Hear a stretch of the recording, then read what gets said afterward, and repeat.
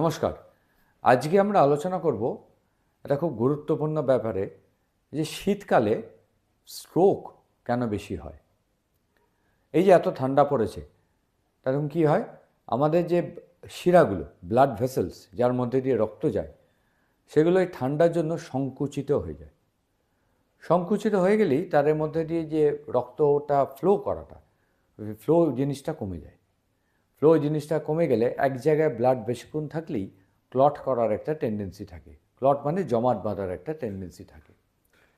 যারা blood thinner খান, কিন্তু যারা ব্লাড থিনার খান না এবং যাদের লাইফস্টাইল অ্যাক্টিভ নয়, যারা বেশি সেডেন্টারি থাকেন, মানে বেশি বসে কাজ করেন বা শুয়ে বসে থাকেন, তাদের কিন্তু এই ধরনের রক্ত জমার টেন্ডেন্সি বেশি থাকে।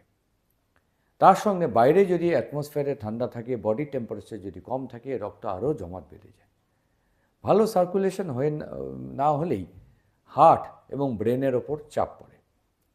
ব্রেনে আমাদের প্রচুর ছোট ছোট শিরা আছে, সেখান দিয়ে শিরা দিয়ে রক্তগুলো চলে যায় ব্রেনের একদম অভ্যন্তরে, এবং সেখানে খুব ইম্পর্ট্যান্ট এরিয়াগুলো, যেমন হাত নাড়ার এরিয়া, পা নাড়ার এরিয়া, কথা বলার এরিয়া, সেগুলোতে ব্লাড সাপ্লাই হয়।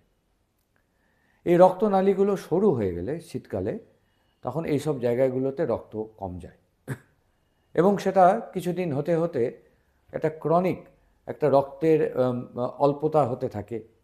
এই করতে করতে সেই এরিয়াগুলো আস্তে আস্তে কার্যক্ষমতা কম হয়ে যায়। সেটা একরকমভাবে হয়।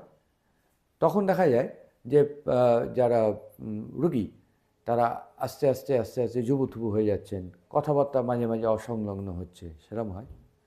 কখনো কখনো বড় রক্তের শিরা বন্ধ হয়ে গিয়ে একদম ফ্র্যাঙ্ক স্ট্রোক হয়, এবং এই স্ট্রোক হলে তখন একদিকে প্যারালিসিস হবার আশঙ্কা থাকে।